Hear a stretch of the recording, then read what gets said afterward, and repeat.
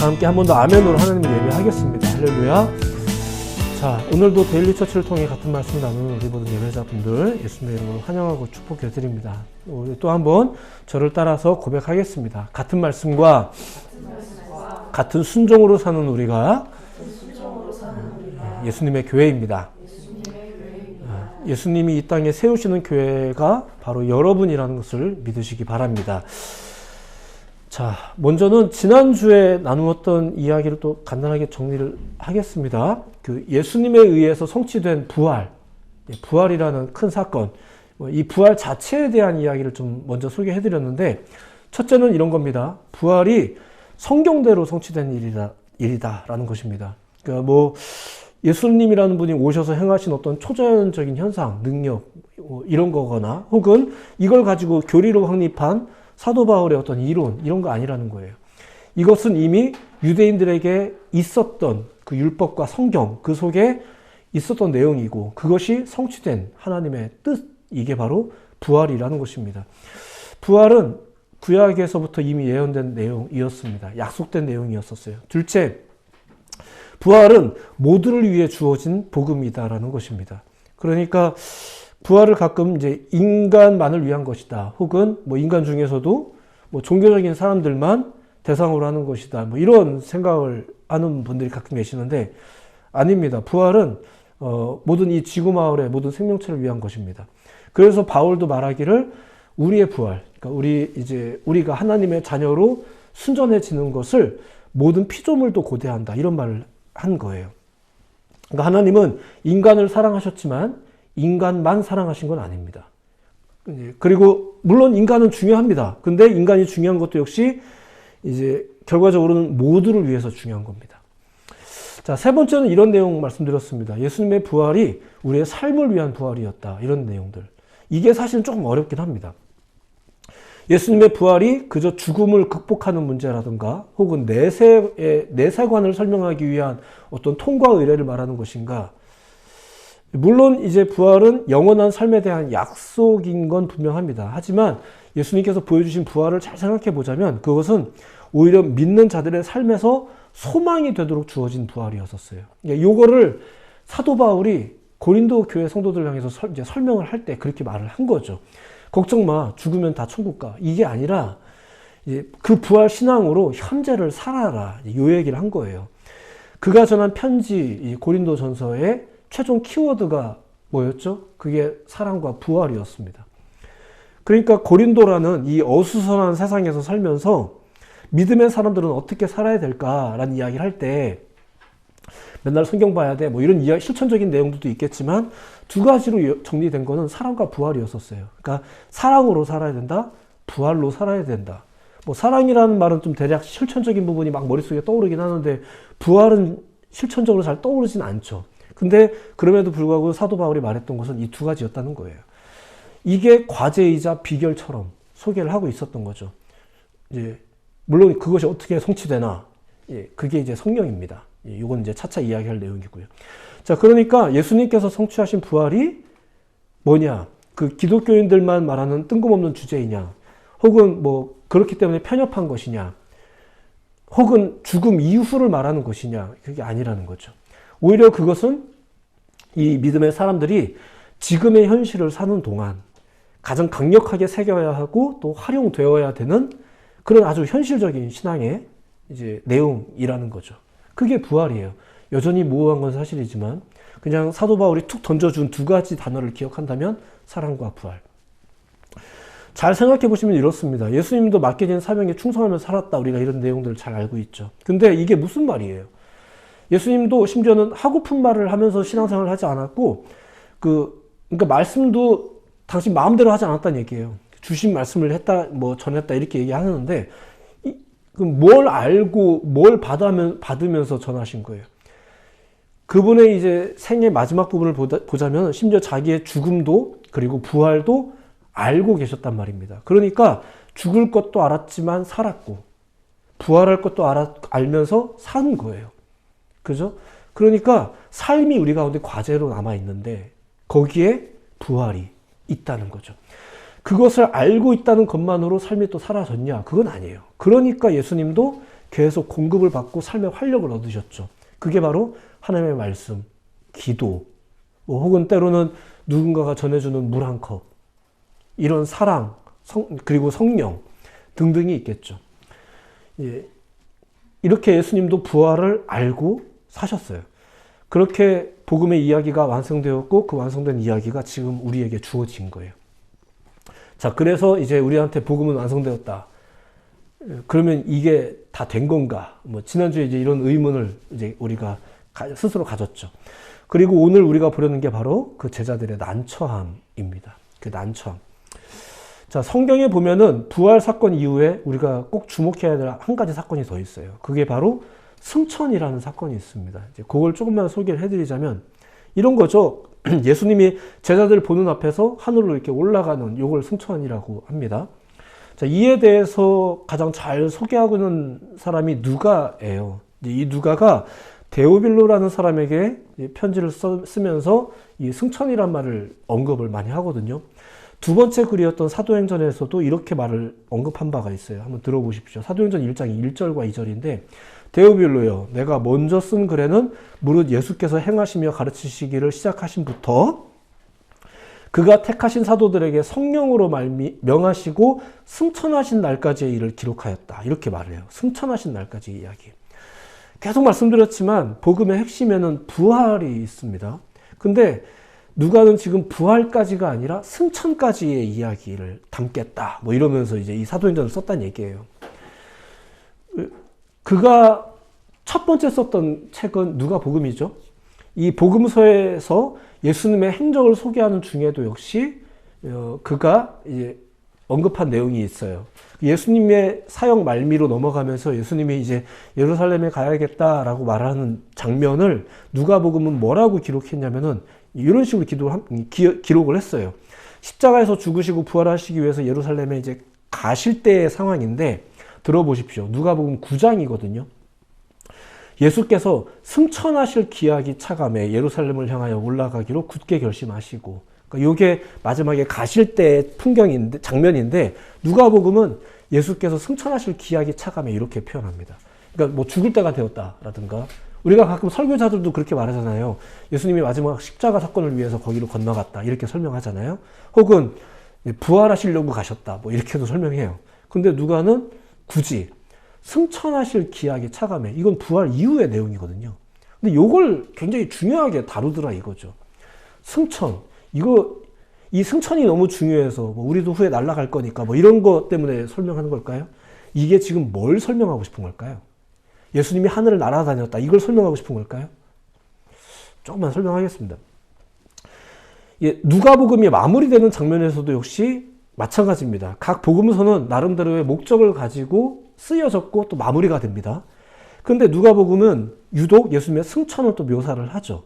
그게 오늘 본문의 내용인데 50절부터를 보면 이렇습니다. 예수께서 그들을 데리고 베다니 앞까지 나가, 부활하신 예수님이십니다. 40여일 정도 여기 머무시면서 제자들 여러 사람들 만났는데, 자, 그들을 데리고 베다니 앞까지 나가서 손을 들어 그들에게 축복하시더니 축복하실 때 그들을 떠나 하늘로 올려주시니, 그러니까 또 하늘로 올라가시는 장면을 묘사를 하죠.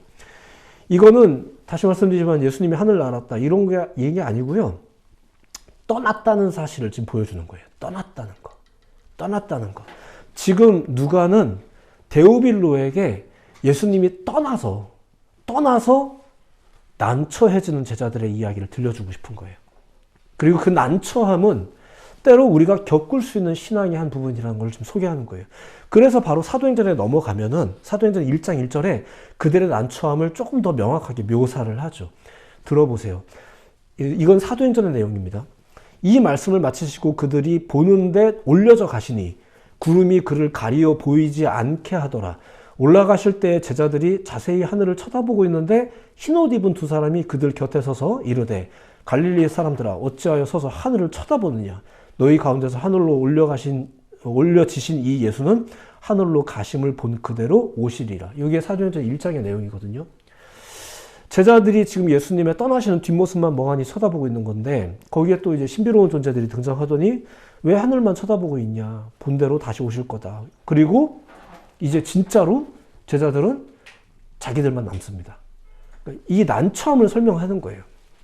남겨진 자들의 난처함, 그리고 우리가 삶을 통해서 경험하는 난처함, 심지어 예수님을 믿고 따라다녔고 우리 가운데 확실한 이야기가 들려졌는데도 불구하고 우리가 느낄 수 있는 난처함, 주일날 설교를 들으면서 은혜는 받았다고 말하지만 다시 월요일날에 이건 뭘까라고 느껴지는 그 난처함 있을 수 있죠. 지금 그 난처함을 굳이 우리가 가끔은 이런 거 설명하기 싫단 말입니다. 그리고 가끔은 이런 거 일부러 설명도 안 해줘요. 왜냐면은 그런 거 괜히 알아서 우리가 예수 믿는 거 더 피곤해졌다고. 오히려 교회 오래 다니면서 성경을 알면 할수록 더 어려워졌다고. 그래가지고 이제 여러분들 난처하지 말라고 성경 안 알려주기도 하고 막 이렇게 하는 경우도 예전에 있었단 말입니다. 교회에서. 근데 아니에요. 오히려 우리가 더 많이 난처해질 필요가 있고, 그것은 또 경우에 따라서 어떤 과정 같기도 합니다. 난처함이라는 게 있어요. 조금만 더 설명을 드릴게요. 이 난처함에 대해서. 자, 그들이 이제 사도행전에서는 그들의 난처함을 이렇게 이제 설명하고 있는데 사실 오늘 본문을 보면 좀 더 상투적으로 좀 설명하긴 합니다. 그러니까 마치 예수님이 올려지신 이후에 제자들의 모습이 이랬다라고 이제 오늘 말씀은 마무리는 하는데 오늘 본문의 52절과 53절은 이런 식으로 소개합니다. 그들이 그에게 경배하고 큰 기쁨으로 예루살렘에 돌아가 늘 성전에서 하나님을 찬송하니라 이렇게 말하니까 마치 하늘로 올라가신 예수님의 모습을 보면서 막 잘 가세요 막 이렇게 막 경배하고 또 큰 기쁨으로 룰루랄라 예루살렘에 돌아와서 성전에서 이제 하나님을 찬송했던 것처럼 기록하고 있는데 그렇지 않습니다. 사실은 그렇지 않고 사실 이런 모습은 이후 성령 받은 자들의 삶에 대한 그 제자들의 삶에 대한 것을 설명하는 것 뿐이고요. 사실은 이렇습니다. 이게 누가복음의 의도이기도 하기 때문에 저도 조금 더 이걸 상상력을 좀 발휘해서 설명하자면 이런 거죠. 자, 예수님이 점점 더 특별한 존재라는 게 드러날 때마다 제자들은 점점 더 행복하고 기뻐졌을까요? 아니면 점점 더 거리감이 느껴졌을까요? 뭐 이런 거예요. 우리 선생님이 정말 대단한 분이구나라는 것을 점점 알아갈수록 이 선생님이 점점 더 멀게 느껴지고 어려워지는 것. 적당히 거리감이 있었을 때는 참 좋은 분이었는데 가깝게 지내다 보니까 점점 더 오히려 어려워지는 것. 예전에도 제자들은 무리를 걸어오신 예수님 앞에서 되게 쭈뼛거렸거든요. 역시 보통 분 아니시구나 이런 건 좀 알았는데 점점 괴리감이 깊어지는 거예요. 근데 이제는 막 날라서 떠났어요. 붙잡지도 못하죠. 멍하니 그 잔상만 쳐다보고 있어야 되는데 사도행전의 묘사대로 구름에 가려져서 보이지도 않는데 이제 하늘만 쳐다보고 있는 이 난처함들. 그러니까 오히려 우리가 따르는 이 지도자가 이렇게 훌륭해질수록 더 행복해지는 게 아니라 오히려 점점 난처해지는 것. 경우에 따라서 교회 공동체도 그렇다고 하죠. 교회가 커지면 담임 목사님 얼굴도 못 본다 이런 얘기도 나오는데. 그러니까 누가복음에서 말하는 이 경배했다라는 이야기는 오늘날 우리가 생각하는 어떤 감격이나 신앙적인 카타르시스 이런 건 아닙니다. 큰 기쁨으로 예루살렘에 돌아가라는 말도 늘 성전에 있어 하나님을 찬송하니라라는 말도 사실은 이제 사도행전에 나오는 성령 충만 후에 사도들의 활동을 이제 암시적으로 묘사하는 거지 승천 이후 즉각적인 저들의 반응에 대한 건 아닙니다. 그러니까 난처함의 과정이 있어요. 그들은 우리끼리 이제 뭘 해야 되나 하는 이 부분에서 사실 어떤 계획도 또 그럴듯한 청사진도 없었습니다. 오로지 딱 하나예요. 예수님이 말씀하신 거. 기다리는 거죠. 성령이라는 게 온대요. 이것도 참 그렇습니다만 잠시 이어서 설명하겠습니다만 예수님이 승천이라는 것을 해버리신 이후에 열흘 정도의 기간 동안은 진짜 이 제자들은 자기들끼리 있는 거예요. 막연하지만 약속하신 성령을 이제 기다려야 된다고 하는데 뭐 하면서 기다려야 될까요? 일단은 가룟 유다를 대신할 동료를 한 명 괜히 뽑아야 될 것 같아갖고 이제 뽑죠. 자, 오늘 본문의 첫 구절이 이렇습니다. 볼지어다 내가 내 아버지께서 약속하신 것을 너에게 보내리니 너희는 위로부터 능력으로 입혀질 때까지 이 성에 머물라. 자, 요것도 잠시 볼 필요가 있는데 일단 여기에 보면 마땅한 미션이 없었어요. 그냥 아버지께서 보내실 것이다 라는 이야기를 하면서 기다리라는 거죠. 사도행전 1장의 표현도 보면은 잘 보면 그렇습니다. 성령을 받아라. 그러니까 너희가 성령을 요구해라 이런 내용이 아니고요. 기다리라. 그러면 성령으로 세례를 받으리라. 그러니까 우리가 뭔가 이렇게 자꾸 뭔가 이렇게 끄집어내고 하는 문제가 아니라 하나님께서 하시는 일에 대한 내용이에요. 성령에 관해서도 그렇고 여타의 활동에 있어서도 그렇고 심지어 기도를 하라거나 새로운 조직을 구축하라거나 포교 활동 열심히 하라거나 아무것도 없었습니다. 그냥 머물라라고만 했어요. 그러면서 축복을 해주시죠. 그게 답니다. 당시의 상황에 대해서도 잠깐만 설명을 해드리자면, 제가 요즘에 요세푸스 전집을 계속 다 읽고 있는데, 그래서 사실 막 하고픈 이야기는 막 많아졌는데 그게 맹신할 내용은 아니라서, 당시의 상황을 좀 보자면 이런 겁니다. 예수님이 이 땅에 오셔서 활동하셨던 그 기간 동안 가장 큰 영향을 받은 건 아무래도 유대교입니다. 그렇죠. 왜냐면 예수님이 기본적으로 유대인들을 대상으로 활동하셨으니까. 근데 아시다시피 그 유대교에 뭐 유익이 된 거예요? 그렇진 않아요. 예수님 때문에 유대교 사회가 아주 엉망이 되어 버렸습니다. 그러다가 예수님이 이제 사라졌으니까, 그 뭐 죽었든 부활을 했든 사라졌으니까 다시 이제 자기들이 생각하는 메시아를 그들은 기다리면서 공동체를 정비를 해야 되는 거죠. 실제로 예수님 이후에 유대교가 더 탄탄해졌어요. 이게 좋은 의미로도 나쁜 의미로. 요세푸스 같은 사람은 이제 그 예수님을 십자가에 달려 죽게 한 유대교 수장들이 있는데, 요세푸스 같은 경우는 훌륭했다라고 이렇게 명시하기도 합니다. 유대교를 잘 정비한 분으로 이렇게 좋게도 얘기하고, 근데 우리 기독교적 관점에서 볼 때는 아주 나쁜 사람들이 배후에 있었다 이러면서 언급하는 대제사장들이 있거든요. 그 집안이 있습니다. 안나스라는 집안 사람들이 있는데, 근데 이제 유대교 관점에서 본다면, 볼 때는 참 훌륭한 분들인 거죠. 유대교를 다시 재정비해야 되니까. 그렇게 정비된 유대교는 사실 얼마 안 있어서 이제 로마에 완전히 망하긴 합니다. 근데 어쨌거나 그렇게 그들은 이제 이 예수라는 사람이 사라졌으니까 다시 이제 정비를 해야죠. 그런 움직임이 굉장히 강력했던 시대가 바로 예수님 이후의 시대예요. 바로. 역시나 이런 분위기에서 예수님의 제자들은 어땠겠어요? 예. 짐작하실 만한 그런 내용입니다. 난처했죠. 뭘 마땅히 하기가 어렵습니다. 예수와 관련이 있다는 사실조차 이렇게 드러내는 것도 어려운데. 그렇죠? 교회 다닌다는 말을 잘 못하는 분위기. 이렇게 막 하도 막 언론에 이상하게 비춰지다 보면은 나도 어디 가서 교회 다닌다는 얘기를 말하는 게 괜히 꺼려지고 이런 분위기가 있단 말입니다. 그러니까 이제 자기들끼리만 몰래 우르르 몰려다니면서 이제 그랬던 거죠. 근데 그들이 이 대세의 흐름에 위축되어 있는 중에도 해야 할 일이 있었죠. 그게 바로 기다리는 거였었어요. 그리고 모이는 거죠. 그렇게 모여서 물론 자기들이 생각한 걸 하기도 합니다. 뭐 기왕 모였으니까 이제 예를 십자가라도 앞에 걸든가 아니면 사도도 한 명 뽑든가 뭐 이렇게 하는 거죠. 이게 당시 제자들의 감정이었고 그들이 했던 일들입니다. 난처함 중에 무엇을 해야 할까? 그리고 다시 말씀드리지만 이런 난처함을 던져준 게 예수님이세요. 그러니까 우리가 신앙생활하면서 복음을 경험하면서 확실한 복음을 내 손에 쥐고 있어도 우리는 난처할 수 있는 거예요. 여기에서 우리가 오해하지 말아야 될 것은 주님께서 주신 명령이죠. 기다리라라는 말. 이런 말은 아무것도 하지 않는다라는 것과는 다른 겁니다. 오히려 그 기다림의 시간 동안 다음 주부터 이제 그것을 상상력을 발휘해서 이제 볼 건데 그 명령을 더욱 주목하는 거죠. 아, 그때 하신 말씀이 뭐지? 이런 걸 고민하는 시기가 있단 말입니다. 우리가 할 수 있는 것도 또 찾아보는 것도 나쁘진 않아요. 왜냐면은 성경을 받아버린 사람들이 우리가 어찌할 거라고 던졌을 때 이 어부 출신들이 무슨 정보가 있어요? 전략이 있어요? 아니잖아요. 그 사람들은 종교 지도자 그룹들도 아니란 말입니다. 어부 출신들이에요. 그러니까 사실은 모두가 할 만한 고민을 유대인들이라면 누구나 할 수 있는 말을 그냥 하는 거죠. 그게 뭐예요? 우리 가난한 사람들 좀 돕자. 이런 말들. 원래 유대교도 다 하던 겁니다. 사실은 새롭진 않았어요. 자, 이런 것들이에요. 그냥 아무것도 하지 않는 게 아니라 우리가 할 수 있는 것을 또 찾아 헤매는 시간이기도 한 거죠. 예를 들면 이런 거죠. 여름에 가족이 이제 여행을 가려고 계획을 해요. 막 기대가 되죠. 근데 그 전날까지, 여행 전날까지 막 평소랑 똑같이 지내다가 다음날 아침이 딱 되어서 야, 이제 출발하자 이랬더니 그때부터 갑자기 막 여권 찾고 막 이제 짐을 막 싸고 뭐 수영복이 작아졌다 뭐 이러면 어떻게 해야 되냐 뭐 이런 걸 상상해 보세요. 이게 적절한가요? 그렇죠. 그렇지 않죠.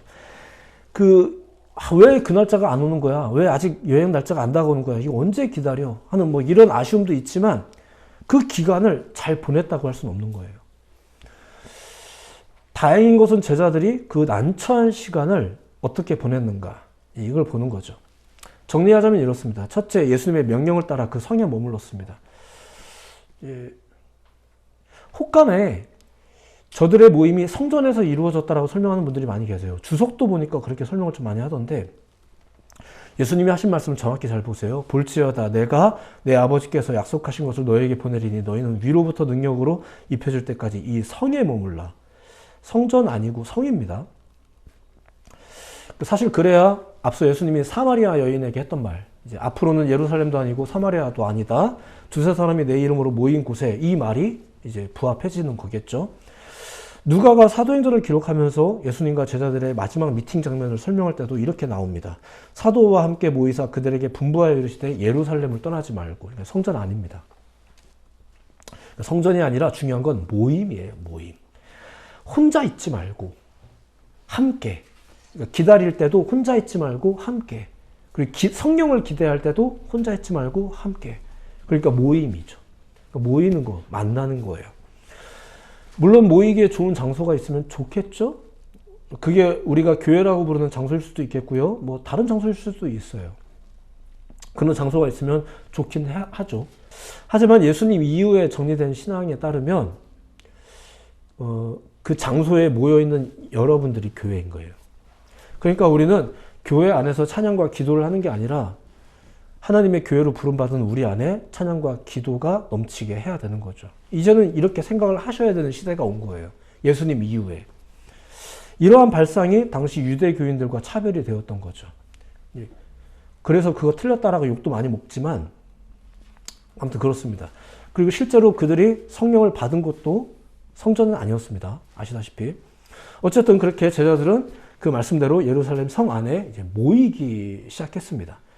모여서 성령을 기다렸죠. 마땅히 크게 할 건 없었어요. 장소는 별로 중요하지 않았습니다. 그냥 어디 적절한 곳이 있었겠죠. 그리고 모인 김에 가룟 유다를 대신할 동료도 뽑고요. 이것도 성경의 내용을 잘 보시면 예수님이 내 제자는 꼭 12이어야 된다 이렇게 말씀하신 적도 없었습니다.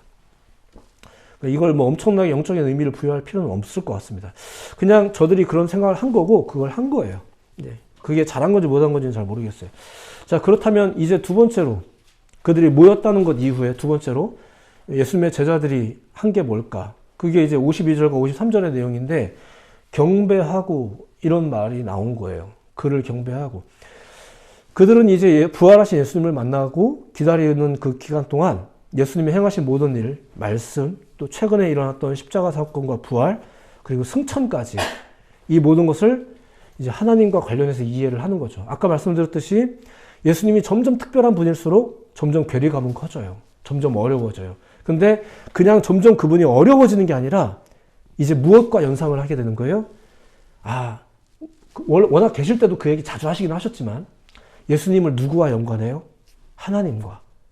그래서 우리가 설교를 들을 때도 목사님이 아니라 이제 하나님과, 목사님의 치부는 점점 더 명확하게 보일 수도 있어요. 하지만 우리가 점점 더 연관하여 생각하는 거죠.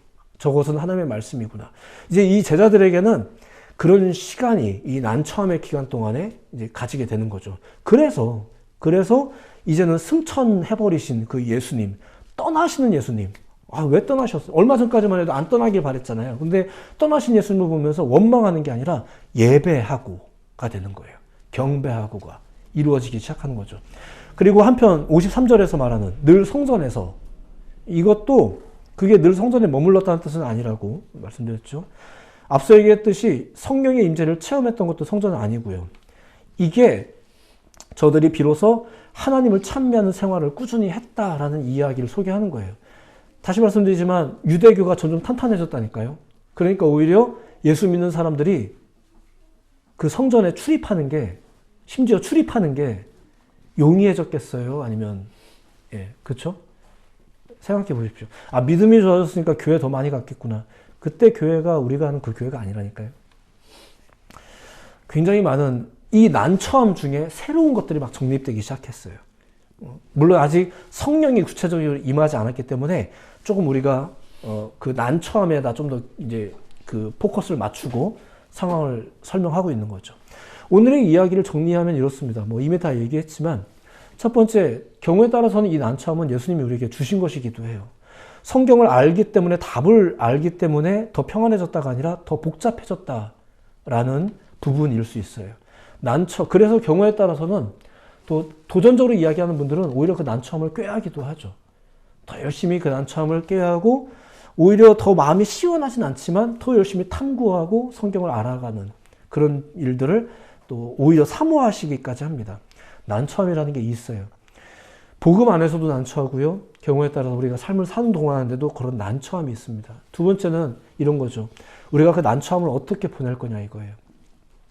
예수님이 주신 답이 막 속이 시원하십니까? 기다리라는 말이 좋아요? 그래, 이 말 던져주신 다음에 본인은 막 날아가고 이러면 확신이 들어요? 예배가 막 돼요? 사실 그렇진 않아요. 하지만 그럼에도 불구하고 우리에게 남겨진 것들을 우리가 귀 기울이고 이제 묻는 거죠. 성령이 뭘까? 그분이 나랑 함께 계신 동안에 보여주셨던 그런 장면들은 뭘까? 이후에 이런 것들을 우리가 다 정리하게 될 거예요. 성령이 충만하게 임하면. 근데 아직은 우리가 그 전까지만 이야기합시다. 이 난처함을 끌어안는 거죠. 그리고 예수님과 함께 있었다는 걸 들키면은 좀 곤란한 그 도시에 들어가서 우리끼리 좀 우르르 몰려다니는 것 같긴 하지만 모여서 기도하고 고민하고 또 기다리고 우리가 할 수 있는 걸 하고 그렇죠. 기도하라, 성령을 받아내라. 잘 보시면은 그런 게 아닙니다. 우리 명령은 기다리라가 명령이었었어요. 우리는 기다릴 줄 아나요? 많은 영성가들이 지금 이 시대의 신앙을 점검할 때 가장 빠뜨리지 않고 하는 말 중에 하나가 지금의 신앙인들이 기다릴 줄 모르는 것에 대한 지적이에요. 예전에는 우리가 어떤 목적을 놓고 기도할 때도 한 10년씩 기도하는 건 일도 아니었습니다. 그래서 예, 뭐 사업을 위해서든 남편감을 위해서든 신부감을 위해서든 뭐 저희 같은 사람들도 뭐 사모감 이래 가면서 기도하는 일들이 뭐 수년 기도하는 건 일도 아니었었어요. 그래서 기본적으로 기다림에 대한 이해가 영성에 되게 중요한 그것이었는데 지금은 그렇지가 않죠. 지금은 그냥 목 따끔따끔할 정도로 시원해야 돼요. 그냥 막 들이켰을 때. 갈증을 해소한다가 아니라 자극을 주는. 그래서 우리 물보다 콜라를 찾고 뭐 이런 게 우리를 시원하게 해주는 자판기들이 딱 있기 때문에 우리가 동전을 놓고 바로 밑에 덜그러가고 떨어지는 걸 우리는 기다리는 신앙을 지금 오늘날 하고 있지 않나.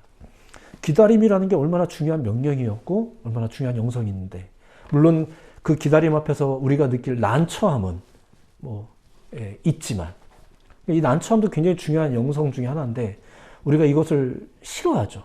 그 난처함을 못 견뎌요. 그러니까 바로바로 그냥 답을 찾아서 헤매이고 또 이 세상은 좋은 답이 있다고 또 여러분들 많이 이제 현혹하고 이 교회가 안 되시면 바로 저 교회가 너무 많아가지고 심지어 신앙도 우리가 선택하는 신앙이 돼버렸고 우리는 난처함을 받아들이지 않아요. 근데 여러분들에게 오늘도 이 난처함을 또 소개해 드려서 더 난처하게 만들어 드리는 거죠. 이 시기가 이렇고 생각해보면 여러분들도 이 난처함이라는 감각이 그렇게 여러분들에게 멀지 않잖아요. 우리가 순간순간 난처하고 그럴 때마다 우리가 이걸 어떻게 거부하고 어떻게 대응해야 될지도 모른 채 예수님께서 우리에게 주신 방법이 있죠. 보여주신 게 있어요. 그리고 사실 우리가 졸면서라도 들었던 이야기들이 있어요. 이 이야기들이 다시 그때 그래서 나한테 이런 게 굉장히 중요한 영성이죠. 오늘 여러분들에게 그것을 소개해드리는 거예요. 그리고 바운더리를 정해주셨죠. 이 성에 머물라. 머물라 이 성이 되게 우리한테 불리한 곳이거든요. 근데 거기에서 머무르는 거예요. 그 적진 한복판에 들어가서 사실 적은 아니었지만 아무튼 그렇게 상황이 돼버린 거예요. 우리 성사님이 그 모양을 만들어 놨어요. 근데 우리가 거기서 머물면서 우린 뭘 해야 될까요? 같이 고민해 봅시다. 같이 나눠도 보고 우리 교회가 할 수 있는 우리 공동체가 할 수 있는 신앙들도 고민해 보고 이런 것들이 굉장히 중요한 작업이 되겠죠. 누가 막 앞에서 제공해 주는 것도 좋긴 한데 아무튼 그렇습니다. 오늘은 그 난처함을 소개해 드립니다. 다음 주에는 아예 조금 더 난처한 상상력들을 가지고 다룰 건데 이렇게 그 성령 강림절 이전까지 조금 우리가 묵상하는 시기를 좀 보내볼까 합니다. 오늘 말씀을 이렇게 정리해요. 여러분들에게 주신 이 기다림의 명령 그리고 우리가 체감하는 이 난처함 아직은 좀 모호해서 멍하니 그쪽만 쳐다보고 있는 우리들의 이 시선들을 향해서 이제 야 그만 쳐다봐 다시 오실 거니까 왜 거기만 멍하니 쳐다보고 있어? 이러지 말고 또 딴 데로. 우리도 그렇잖아요. 왜 여기서 있어? 이러면은 또 일어나서 저쪽 가서 또 가만히 있어요. 그래서 우리는 그냥 계속 난처해요. 뭘 해야 될지 몰라서 고민도 안 하고 고민도 잘 안 되고. 근데 계속 우리를 이렇게 옮겨 놓으십니다. 이걸 안 하면 가서 우리가 그냥 다시 어부 생활 할 거거든요. 우리가 하려던 걸 할 거거든요. 그래서 우리는 이 음성을 좀 들을 필요가 있고, 이런 환상적인 두 존재들을 좀 만나보는 것도 좀 나쁘진 않습니다. 누군지는 잘 모르겠지만, 우리가 이런 이야기를 들어가면서 다시 또 이렇게 옮겨서 거기서 고민해보고, 이런 신앙의 과정들이 제자들에게 있었습니다. 여러분들은 어떤 삶을 사는지 잘 모르겠습니다만, 삶 가운데 느껴지는 난처함 속에서 다시 한번 예수님의 말씀들을 기억하시기 바랍니다. 그리고 다시 한번 우리에게 주신 이 강력한 복음의 이야기들을 필요하다면 되새기고 경우에 따라서는 결단도 하시고, 그냥 멍하니 있는데 저절로 되는 경우는 없으니까 결단도 하시고, 이러시면서 새로운 한 주를 또 살아내시기를 예수님의 이름으로 축복해 드립니다.